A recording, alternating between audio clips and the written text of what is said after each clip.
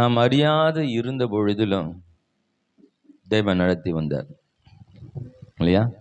இப்போதான் இயேசுவை நம்ம தெரிஞ்சுக்கிட்டோம். இன்னைக்கு தான் இயேசுவேனவரை ஆராதிக்கிறோம். ஆனால் ஒரு காலத்தில் நாம் இயேசு யாருன்னு தெரியாது. ஆனால் அப்பொழுதும் அவருடைய கிருபை நம் மீது இருந்தபடினாலே நம்மை அழிவுக்கு விலக்கி, ஆபத்துக்கு விலக்கி, மரணத்துக்கு விலக்கி, பலவிதமான சூழ்நிலையிலும் அவருடைய கிருபை நம்மேல் இருந்தது. அதை காப்பாற்றி நமக்கு இன்றைக்கு அவருடைய பிள்ளையாக நம்மை மாற்றி இருக்கிறது. இந்த காலவேளையில் கர்த்தருடைய வசனத்தை தியானிப்போம். ஏசாயா புத்தகம் 41ஆம் அதிகாரத்தில் 10வது வசனத்தை வாசிக்கலாம்.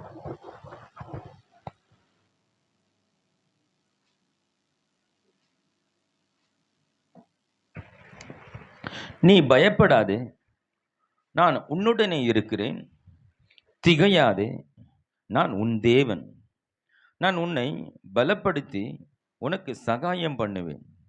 என் நீதியின் வலது கரத்தினால் உன்னை தாங்குவேன். அல்லேலூயா.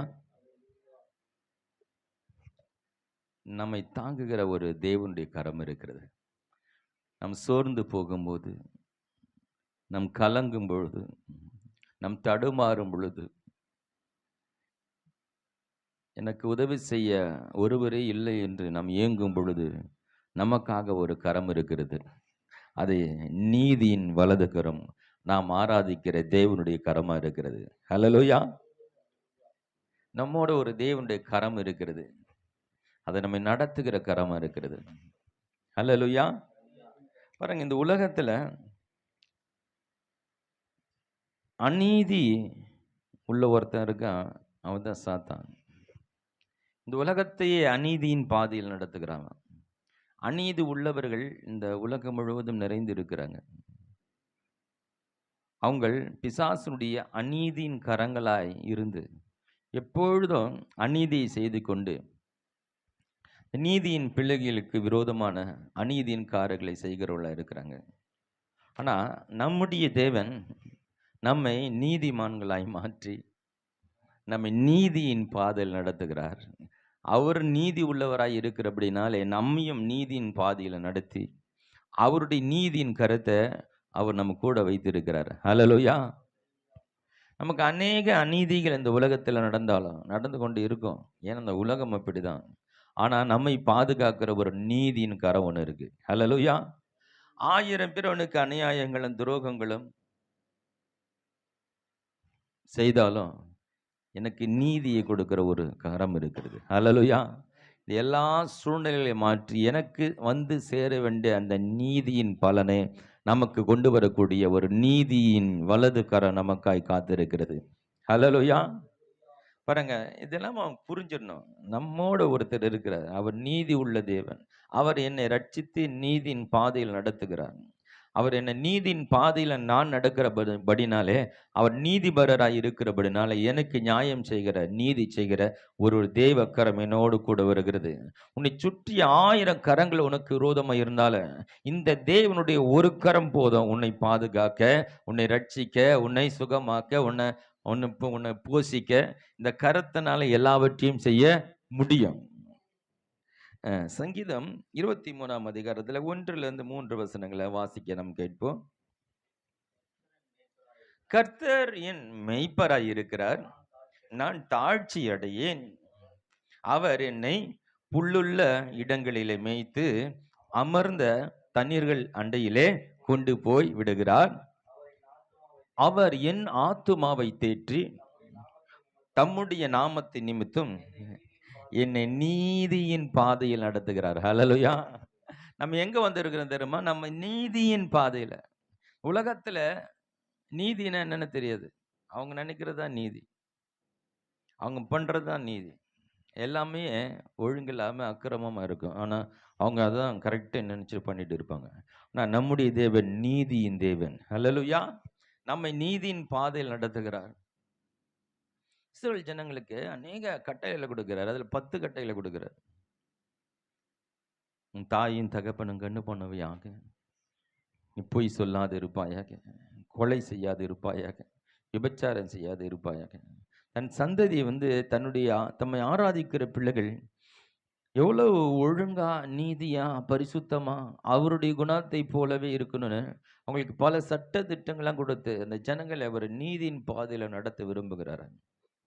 ஆனா அந்த ஜனங்களுக்கு ஒருத்தங்க விரோதமா எழுந்து அவர் விடுறதில்ல. நீங்க சும்மா இருங்கள், நான் உங்களுக்காக யுத்தம் செய்கிறேன்.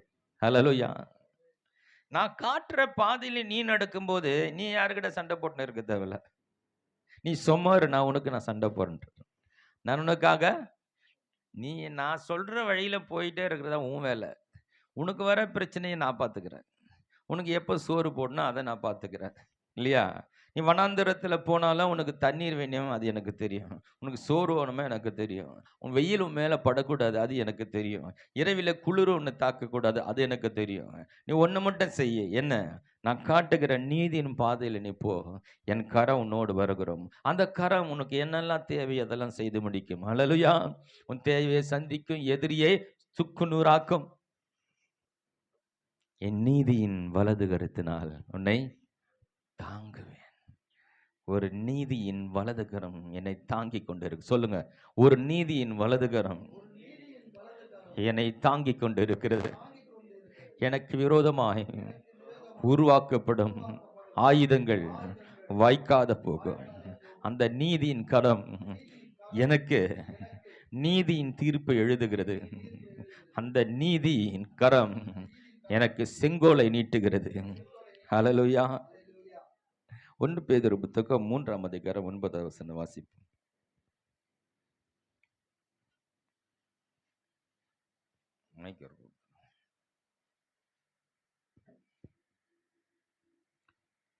ஒன்று பேதுரு 3:9.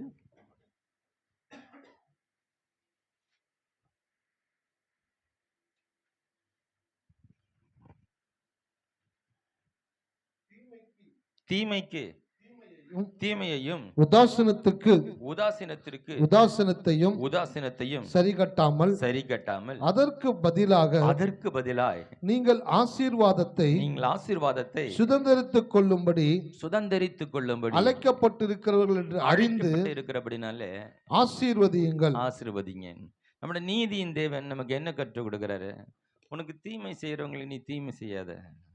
நமக்கு இதை செஞ்சாங்கல்ல, பதிலுக்கு நான் அதை செய்வேன்னு அவங்கள அதை செய்யாத. நீங்கள் ஆசீர்வதிக்கப்படும்படியாய் அழைக்கப்பட்டிருக்கீங்க. நீ ஆசீர்வாதத்தை உனக்காய் தேவன் வைத்து அதை சுதந்திரிக்கும்படியே உன்னை அழைத்திருக்கிறாரு. நீ ஆசீர்வாதத்துக்கு நேராக போய்கிட்டே இருக்க, அதன் மத்தியில் நீ தீமை செய்யாத. ஏன்னா தீமை செய்தா தீமையை விதைத்தா தீமையை அறுக்க வேண்டிய இருக்குது. அதனால நீ தீமை செய்யாத. தீமை செய்யறவங்கள ஆசீர்வதிச்சிரு.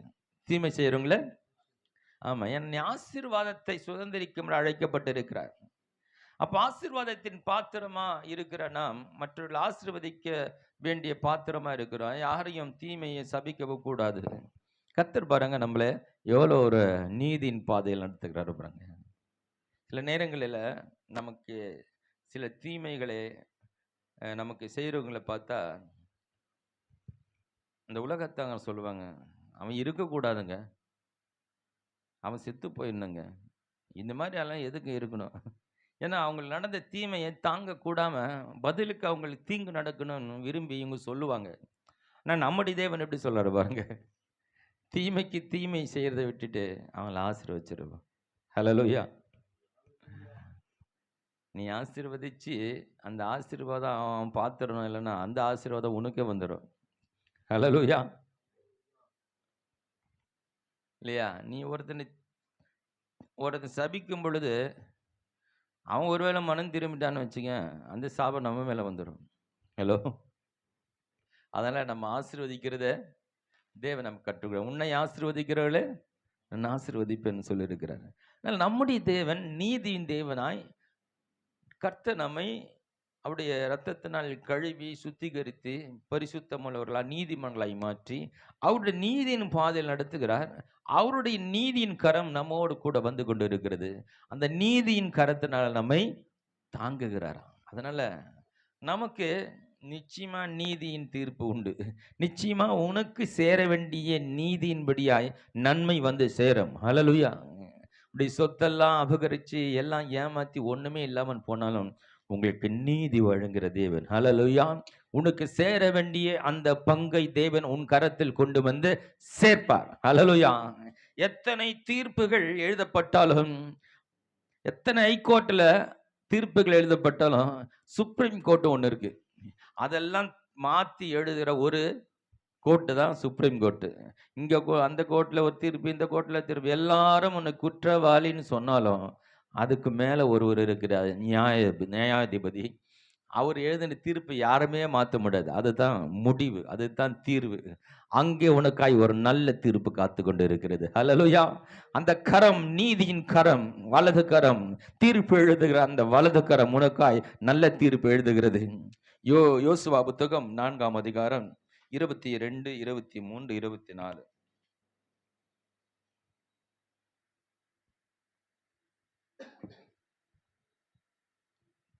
யோசுவா 4ஆம் அதிகாரம் 22, 23, 24. நீங்கள் உங்கள் பிள்ளைகளுக்கு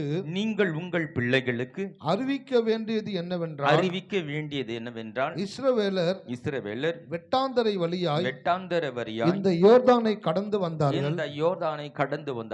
பூமியின் சகல ஜனங்களும் கர்த்தருடைய கரம் பலத்ததென்று அறியும்படிக்கு நீங்கள் சகல நாளும் உங்கள் தேவனாகிய கர்த்தருக்கு பயப்படும்படிக்கும் உங்கள் தேவனாகிய கர்த்தர் சிவந்த சமுத்திரத்தின் தண்ணீரை நாங்கள் கடந்து தீரும் மட்டும் எங்களுக்கு முன்பாக வற்றி போக பண்ணினது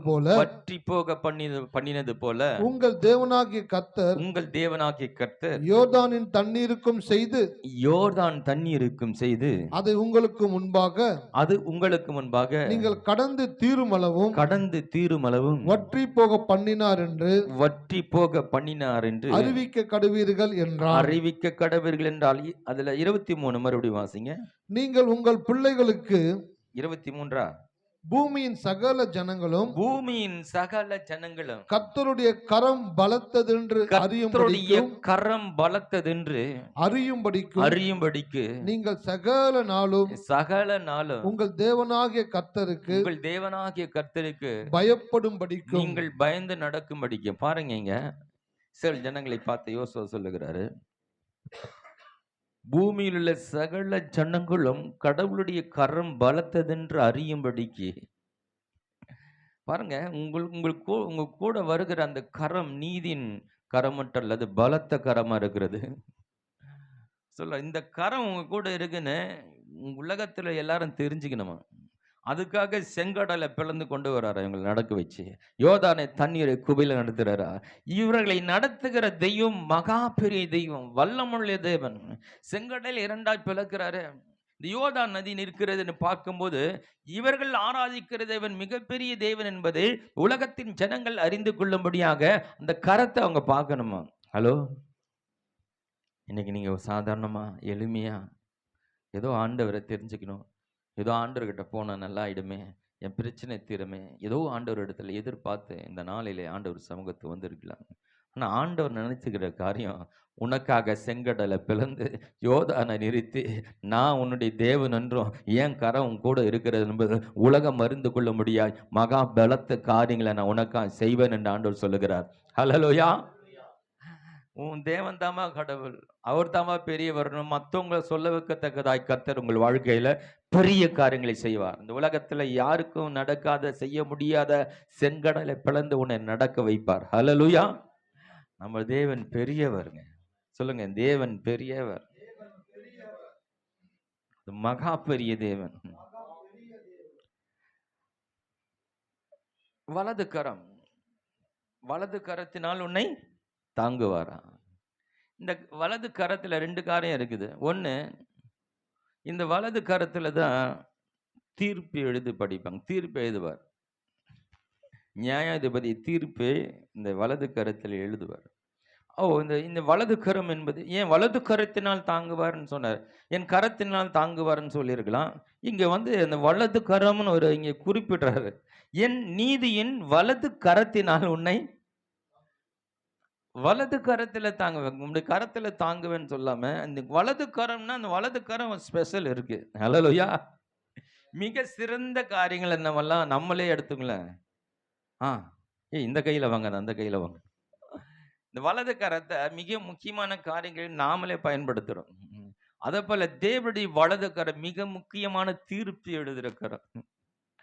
வலது கரத்தில் தான் ராஜாக்கள் செங்கோலை வைத்திருப்பாங்க. அந்த வலதுக்கு அந்த செங்கோலை வைத்து தான் அந்த ஒரு பவர், அவங்க கையில இருக்கிற கோலை நீட்டுனா அதுக்கு அவ்வளவு பவர் இருக்கு. சங்கீத புத்தகம் 48ஆம் அதிகாரம் 11வது வசனத்தை வாசிக்கலாம்.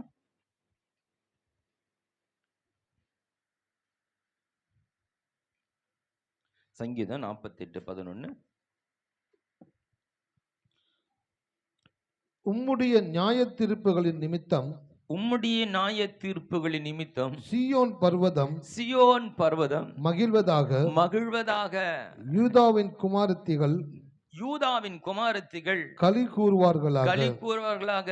சொல்றாங்க, உம்முடைய நியாய தீர்ப்பு நிமித்தம், எனக்காக நீங்க எழுத போற அந்த தீர்ப்பு இருக்குல்ல, அந்த தீர்ப்பு நிமித்தமாய் வாசிங்க அந்த வசனம். தீர்ப்பு நிமித்தமாய் சீயோன் பர்வதம் மகிழ்வதாக, யூதாவின் குமாரத்திகள் களி கூறுவார்களாக.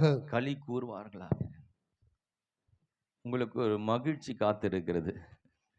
கர்த்தர் ஒரு நல்ல தீர்ப்பு எழுத போகிறார். ஹல்லேலூயா. இதுவா அதுவா பல கேள்வியோடு வாழ்ந்திருக்குல்ல, உங்களுக்கு நல்ல தீர்ப்பு காத்திருக்கிறது. ஹல்லேலூயா. அது தேவக்கரம் உங்களுக்கு எழுத போகிறது. இந்த உலகத்துல நான் சொல்றேன், எத்தனையோ தீர்ப்புகள் எழுதப்படுகிறது. நல்ல தீர்ப்பு எதிர்பார்க்குறாங்க, அதுக்கான வாய்ப்புகள் இருந்து அவங்களுக்கு கெட்ட தீர்ப்பு வந்துடுது. தீர்ப்பை மாற்றி எழுதுறாங்க. பணத்தை கொடுத்து லஞ்சத்தை கொடுத்து தீர்ப்பு, குற்றவாளி வெளியே வந்துடுறான். இப்படிப்பட்ட சரியில்லாத தீர்ப்புகள் இருக்கிறது. ஆனால் நம்முடைய தேவன் சரியான தீர்ப்பை கொடுப்பார். அதுவும் அவருடைய பிள்ளைகளை நீதியின் பாதையில் நடத்துகிற அந்த பிள்ளைகளுக்கு உங்களுக்கு ஒரு நல்ல மகிழ்ச்சியான தீர்ப்பை காத்து கொண்டு இருக்கிறது. ஹல்லேலூயா. ஒரு நல்ல செய்தி உங்களுக்கு காத்து கொண்டு இருக்கிறது. உலகமே நீங்கள் பாவி, குற்றவாளி, சரியில்லை என்று சொன்னாலும் உங்களுக்கு ஒரு நியாய தீர்ப்பு காத்திருக்கிறது. நீ ஒரு நீதிமான் என்று. ஹல்லேலூயா. இந்த மகனுக்காய் ரத்தம் சிந்தப்பட்டபடினாலே நீ ஒரு நீதிமான் என்று பரலோகத்தின் தேவன் தீர்ப்பு வழங்குகிறார். ஹல்லேலூயா. தேவனிடத்தில் அவரை நம்பி வந்தவர்களுக்கு நல்ல தீர்ப்பு தான் இருக்குங்க. ஆமா, உன் குடும்பத்தை குறித்து தேவன் நல்ல தீர்ப்பு எழுத போகிறார். உன் பிள்ளைகளை குறித்து நல்ல தீர்ப்பு எழுத போகிறார். ஒருவேளை இந்த பிள்ளைகள் கீழ்ப்படியாம பாவத்தில் அக்கிரமத்தில் இருக்குது. இது என்னத்தான் ஆகாது. பார்க்கறதுக்கு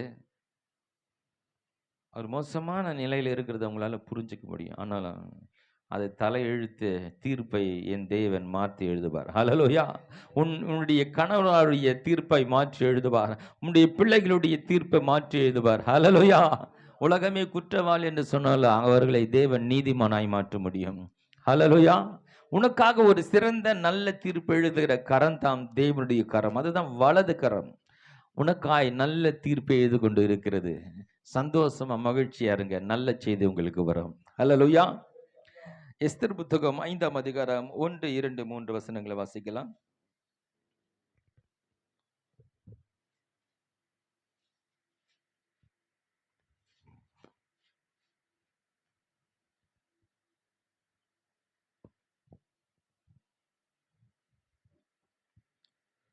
மூன்றாம் நாளிலே எஸ்தர் ராஜ வஸ்திரம் தரித்துக் கொண்டு ராஜ அரண்மனையின் உள்முற்றத்திலே ராஜா கொலுவிருக்கும் ஸ்தானத்துக்கு எதிராக வந்து நின்றாள். ராஜா அரண்மனை வாசலுக்கு எதிரான கொலு மண்டபத்திலே ராஜஸ்தானத்திலே வீற்றிருந்தான். ராஜா ராஜஸ்திரியாகிய எஸ்தர் முற்றத்தில் நிற்கிறதை கண்டபொழுது அவளுக்கு அவன் கண்களில் தயவு கிடைத்ததினால் ராஜா தன் கையில் இருக்கிற பொற்செங்கோலை எஸ்தரிடத்திற்கு நீட்டினான். அப்போது எஸ்தர் கிட்டி வந்து செங்கோலின் நுனியை தொட்டாள். ராஜா அவளை நோக்கி எஸ்தர் ராஜாத்தியே, உனக்கு என்ன வேண்டும் வேண்டும்? உனக்கு என்ன வேண்டும்? நீ கேட்கிற மன்றாட்டு என்ன? உன் மன்றாட்டு என்ன? நீ ராஜ்யத்தில் பாதி மட்டும் கேட்டாலும் இந்த ராஜ்யத்தினுடைய பாதியை கேட்டாலும் உனக்கு கொடுக்கப்படும் உனக்கு என்றான். கொடுக்கப்படும் என்றான். ஹலோ, அந்த முற்றம் என்ன தெரியுமா? தேவனுடைய சன்னிதானத்தில் வந்து நீ நிற்கும் பொழுது இந்த தேவன் செங்கோலை நீட்டுகிறார். ஹalleluya. ராஜாக்கு தெரிஞ்சிச்சு, எஸ்தருக்கு ஏதோ தேவைப்படுது, ஏதோ பிரச்சனை இருக்கு. நான் அங்கதான் வந்து அவங்க பிரச்சனை இருந்தா தான் அந்த இடத்துல வந்து நிக்கணும். அந்த இடத்துல நின்னா செங்கோலை நீட்டுனா தான் ராஜா கிட்ட வரணும். அவர் சொன்னாதான் வர முடியும். அதனால அவங்க தூரத்துல அந்த அந்த இடத்துல குறிப்பிட்ட இடத்துல நின்று கொண்டு இருக்கிறான். ராஜா பார்க்குறாரு, இந்த எஸ்தருக்கு ஏதோ தேவை இருக்கு, எஸ்தருக்கு ஏதோ பிரச்சனை இருக்கு. தான் நேசிக்கிற தன்னுடைய மனவாளி இந்த எஸ்தரை அவளுக்கு ரொம்ப பிடிக்கும். அருமையான தேவனுடைய பிள்ளைகளை, கர்த்தர் உங்களை அதிகமா நேசிக்கிறார். உங்களை அவருக்கு ரொம்ப பிடிக்கும். எஸ்தரை போல நீங்க இருக்கீங்க. அவர் என்ன பண்றாரு, உனக்கு எது தேவை இருக்கு, உனக்கு ஏதோ பிரச்சனை இருக்கு, புரிஞ்சுக்கணும். அதனால தான் தேவ சந்நிதியில வந்து நிற்கிற, எதிர்பார்த்து என்கிட்ட நின்று கொண்டு இருக்கிற ஆண்டவர் என்ன பண்றாரு, அந்த செங்கோலை ராஜா நீட்டுகிறார். ஹalleluya. உனக்கும் ஒரு செங்கோல் நீட்டப்பட்டு இருக்கிறது. ஹalleluya. உனக்காய் ஒரு செங்கோல், நீ கேட்டதெல்லாம் கொடுக்கிற ஒரு செங்கோல். ராஜா அங்க சொல்றாரு, உன்னை இந்த இந்த தேசத்துல பாதி கேட்ட நான் உனக்கு கொடுத்துறேன். ஹலோ, இந்த தேசத்துல பாதி கேட்ட நான் உனக்கு தரேன். உன் வேண்டுதல் என்ன? உனக்கு என்ன வேணும்? நம்ம ஆண்டவர் அதுதான்மா கேட்கிறாரு. உனக்கு என்ன இருக்கு, என்ன வேணும்? ஏன் வந்து நீ இங்க வந்து அழுதுட்டு இருக்க? ஏன் இங்க வந்து தயங்கி தயங்கி நின்று கொண்டு இருக்கிற? இந்த செங்கோலை நீட்ட வந்து தொடுத, தொட்டுட்டா அவர் நீட்டிட்டா, நீ தொட்டுட்டா அவர் எது கேட்டாலும் கொடுத்துடணும். ஹalleluya. உனக்காய் தேவன் தம்முடைய வலது கரத்தில் இருக்கிற செங்கோலை நீட்டி இருக்கிறார்.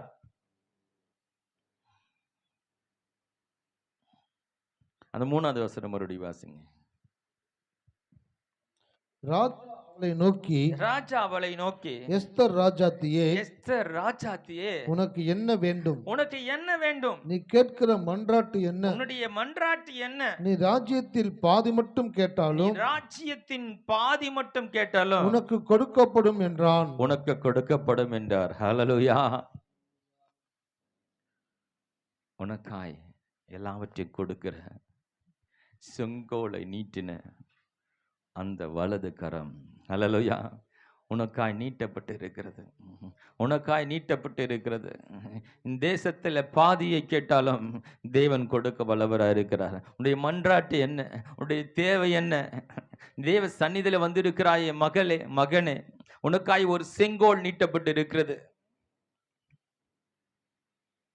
ராஜா முன்னாடி புரிஞ்சுக்கிறாரு, ஏதோ ஒரு மாதிரியா இருக்கீங்க, ஏதோ ஒரு தேவை இருக்கு.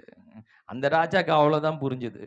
ஆனா இந்த ராஜாவுக்கு 100% உன்னுடைய தேவை என்னன்னு அவருக்கு தெரியும். ஹalleluya. உன்னுடைய இருதயங்களை ஆராய்ந்து இருக்கிற ஒரு ராஜாதி ராஜா இந்த தேவன். ஹalleluya. உனக்கு பிரச்சனைகள் வருவதற்கு முன்பாக இதை அறிந்திருக்கிற ஒரு தேவன். இந்த ராஜாவுக்கு உன்னை முற்றிலுமாய் தெரியும். நீ வந்து இருக்கிறது அவருக்கு நல்லாவே புரியும். நமக்கு தான் அவரை சரியா புரியல. அவர் செங்கோலை எப்பவோ நீட்டிட்டார். ஹalleluya. எப்போ அவரை நம்ப ஆரம்பிச்சிட்டியோ, எப்போ அவரை எனக்கு தேவை, அவர் தான் என் தெய்வம், அவர் தான் என் ரட்சகர், அவரை மாத்திரம் நீ எப்போ தேட ஆரம்பிச்சிட்டோ, அந்த நாளே தேவன் உனக்காய் செங்கோலை நீட்டி விட்டார். ஹalleluya. நீங்க தான் நீங்க அங்கேயும் இங்கேயும் பார்த்துட்டு இருக்கீங்க, அந்த செங்கோலை பாருங்க. ஹalleluya. நீங்க இப்போ தொட்ட உடனே உன்னுடைய எல்லா தேவைகளையும் தீந்துரும், எல்லா பிரச்சனைகளையும் தீந்துரும். நீ எதை வேண்டுதல் செய்தாலும் அது உங்களுக்கு கிடைக்கும். ஹalleluya. விசுவாசத்தோடு, அது எனக்காய் நீட்டப்பட்ட செங்கோல் தான் என்று, அது எனக்காய் நேரா வருகிற செங்கோல் தான் என்று விசுவாசத்தோடு அந்த செங்கோலை தொட்டும் பொழுது எல்லா பிரச்சனைகளும் தீர்க்கப்படும். உனக்காய் வலது கரத்தில் இருக்கிற இந்த ராஜாதி ராஜா எஸ்தரை போல இருக்கிற உனக்கு இந்த செங்கோலை நீட்டி விட்டார். ஹalleluya. உன்னுடைய எல்லா பிரச்சனையும் புரிந்தவராய், உன்னுடைய எல்லா சூழ்நிலைகளும் புரிந்தவராய், உன்னுடைய ஆசைகள், உன்னுடைய தேவைகள் எல்லாவற்றையும் அறிந்தவராய், உன்னை ஆராய்ந்து அறிந்திருக்கிற தேவன் உனக்கு நேராய் செங்கோலை நீட்டி இருக்கிறார். ஹalleluya. அங்க வந்து தேவனுடைய முற்றத்தில் நின்று கொண்டு ராஜாவை நோக்கி பார்க்காம வேற ஒன்ன நோக்கி பார்த்துட்டு இருக்க கூடாது. அதனாலதான் தேவ சந்நிதியில வந்துட்டு தேவனிடத்துல மாத்திரம் எதிர்பார்க்கிறவர்களா இருக்கணும். அப்பதான் நம்ம ஆண்டவரிடத்துல எளிதாய் பெற்றுக்கொள்ள முடியும். தேவனுடைய சந்நிதியில வந்துட்டு தேவனிட்ட வந்துட்டு உலகத்து மனிதரிடத்துல எதிர்பார்த்து கொண்டு இருக்கக்கூடாது. ஓ, அவர் மூலமா வருமா, இங்க வருமா, யாரையும் பார்க்காதீங்க. இங்க பார்த்தா தான் அங்க வரும். ஹல்லேலூயா. ராஜா செங்கோலை நீட்டிட்டாருன்னா, நீ அதை தொட்டுட்டன்னா, அது வெளியில இருக்கிற ஜனங்க தான் உனக்கு உதவி செய்ய போறாங்க. ஆனா ஜனங்களை பார்த்தா உதவி வராது. அந்த ராஜாவின் முற்றத்துல நிற்காம மத்தவங்களெல்லாம் அந்த ராஜாத்தி பார்த்திருந்தா ஒண்ணும் நடக்காது. ஆனா இங்க ராஜாவுடைய முற்றத்துல நின்னு ராஜாவுடைய செங்கோலை நீட்டப்படுமான்னு பார்த்து கொண்டிருந்தான். அந்த செங்கோலை நீட்டிட்டா ராஜா போய் ஒண்ணும் பண்ண போறது இல்ல. அங்க இருக்கிற அரசு அதிகாரிகள் தான் பண்ண போறாங்க. அதே நேரத்துல நேரடியா அரசு அதிகாரிகளை பார்த்தா எதுவும் நடக்காது. அதுபோல நான் மனிதர்களை சுற்றி பாட்டி கொண்டு அவர் மூலமா வரமா இங்க நடக்குமான்றதை தூக்கி போட்டுட்டு அங்கிருந்து பார்த்தா ஒண்ணும் வராது. ஆனா அங்கிருந்து தான் வரும். எப்போ வரும்னா, நீ இந்த தெய்வனை நோக்கி பார்க்கும்போது தேவன் அவங்க கரத்திலிருந்து உனக்கு உதவிகளை தருவார். ஹல்லேலூயா. இதான் ரகசியம். நம்ம முழுசா நம்பி இருப்போம். கட்சியில் அவன் நம்மளை காலை வரட்டு போயிடுவான். நல்லவன் மாதிரி பேசுவான். அப்புறம் பார்த்தா ஏமாத்திட்டு போயிடுவான். ஆனா அதே நேரத்துல நீ ஆண்டவரை மாத்திரம் நோக்கி பார்க்கும்போது நாம் நினைச்சிருப்போம் இவன் மோசமான ஆளுன்னு. கட்சியில் அவன்கிட்ட இருந்து உதவி வரும். ஹல்லேலூயா. நாம் எதிர்பார்த்திருக்க மாட்டோம். அவன் மூலமா ஒரு நல்லது நடக்கும். சரி, இவன் மூலமாவா நல்லது நடக்குது, நம்ம எதிர்பார்க்கவே இல்லையே. அதுதான் ஆண்டவர் செய்கிற செயல். ஹல்லேலூயா. எதிர்பாராத விதங்களிலே நமக்கு ஆண்டவர் அற்புதங்களை செய்கிறவர். காற்றையும் நீ காண மாட்டாய், மழையும் காண மாட்டாய். அப்படின்னா எங்க எதிர்பார்க்கக்கூடிய நிலை இல்லைங்க. காற்றும் வரல, மழையும் வரல, தண்ணி எப்படி வரும்? அப்போ இந்த அறிகுறிகளே இல்லாத போது எப்படி இந்த காரியம் நடக்கும் என்று நினைக்கும் போது ஆண்டவர் அற்புதமா ஒரு அற்புதத்தை செய்கிறார். ஹல்லேலூயா. அது போல நம்ம எதிர்பார்த்த இடங்களெல்லாம் நமக்கு கிடைக்காவிட்டாலும் எதிர்பார்த்தே இருக்க மாட்டோம். அந்த இடத்துல நமக்கு உதவிகளும் நன்மைகளும் கடந்து வரும். ஹல்லேலூயா. உனக்காய் ஒரு செங்கோல் நீட்டப்பட்டிருக்கிறது. உனக்காய் செங்கோல் நீட்டப்பட்டிருக்கிறது. இந்த வலது கரம் எனக்காய் என்னை தாங்குகிற கரமா இருக்கிறது.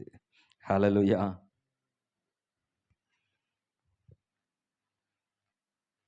தாவீதோடு இந்த வலது கரம் இருந்தது. தாவீதோடு வலது கரம் இருந்தது.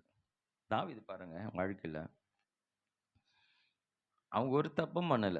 அவனை சாவடிக்கணும்னு ஒருத்தன் பின்னாடி சுத்தி காடு மேடெல்லாம் தெரிஞ்சுட்டு வரான் பாருங்க. அதுதான் அநீதியின் கரம். கர்த்தருடைய பிள்ளைகளாகிய நீதியில நடக்கிற நமக்கு விரோதமாக அநேகர் எழும்புவாங்க. ஒரு தப்பும் பண்ணல, ஆனா சாவடிக்கணும்னு சொல்லி சுத்திட்டே இருக்கான். மாச கணக்குல வருஷ கணக்குல சுத்துறதே வேலையை போச்சு. அவனை ராஜாங்கத்தை விட்டுட்டு இவனை சாகடிக்கணும்னு காடு மேடெல்லாம் அலைந்து கொண்டு இருக்கிறான். தாவீதோட ஒரு நீதியின் கரம் இருந்தது. ஹல்லேலூயா. அந்த கரம் அவனை எல்லாவற்றுக்கும் தப்புவித்து அவனை ராஜாவாக மாற்றினது. ஹல்லேலூயா. நான் சொல்றேன், எத்தனை பேர் சுற்றி சுற்றி வந்து என்னென்னமோ சதி மோச நாசங்களை பண்ணி கொண்டு எது பண்ணியிருந்தாலும் நான் சொல்றேன், ஒரு நீதியின் கரம் உன் கூடவே இருக்கு. ஹல்லேலூயா. அது ஒரு நாள் இந்த கரங்கள் எல்லாம் ஒன்றுமில்லாமல் ஆக்கி உன் தலையை உயர்த்தக்கூடியதா இருக்கிறது. ஹல்லேலூயா. யோசேப்பு பாருங்க, அவனுடைய கதையில பார்த்தா அதேதான். அவனுக்கு குழியில தள்ளுறாங்க, இப்படி தூக்கி மறுபடியும் வித்து போட்டுறாங்க. அங்கிருந்து போனா ஒரு வீட்டுல வேலைக்கு போகிறான், பெரிய வசதி படைத்த வீட்டுல. பாருங்க, அங்கேயும் ஒழுங்கா தான் வேலை செஞ்சுட்டு இருக்கிறான். பாவம், இந்த யோசேப்பு என்ன தப்பு பண்ணா, ஒரு தப்பும் பண்ண மாதிரி தெரியல. ஆனா இப்போ ஒரு இடம்லாம் பிரச்சனை, எங்க போனாலும் ஒரு தலைவலியா இருக்கு. செய்யாத தப்புக்கு ஒரு பெரிய தண்டனை. அந்த எஜமானி என்ன செய்தா, என்ன வந்து இவ தப்பா நடக்கிறான்னு சொல்லி ஒரு கம்ப்ளைண்ட பண்ணி தூக்கின்னு போய் ஜெயில போட்டாங்க.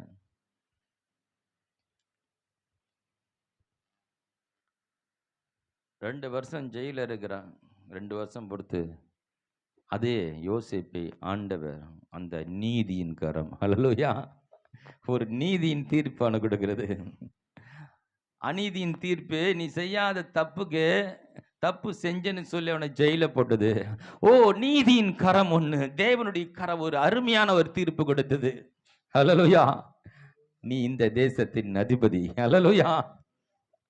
நீ ஒரு குற்றம் செய்யல, குற்றம் இல்லைன்னு சொல்லி அவனை விடுவித்து அந்த தேசத்துடைய அதிபதியாய் அவனுக்கு ஆண்டவர் தீர்ப்பு கொடுத்தார். பாருங்க, அந்த போர்த்திபாலி மனைவி நிலைமை கொஞ்சம் யோசித்து பாருங்க. ஐயோ, பொய் வழக்கு போட்டு இவனை ஜெயில போட்டோமே, இப்போ நம்ம நம்ம இருக்கிற நம்ம நாட்டுல, நம்ம ஊர்ல, நம்ம தேசத்தினுடைய ராஜாவுடைய அதிபதி ஆயிட்டான். அவன் தான் சொல்றதெல்லாம். அவன் நடுங்க ஆரம்பிச்சிருப்பான்.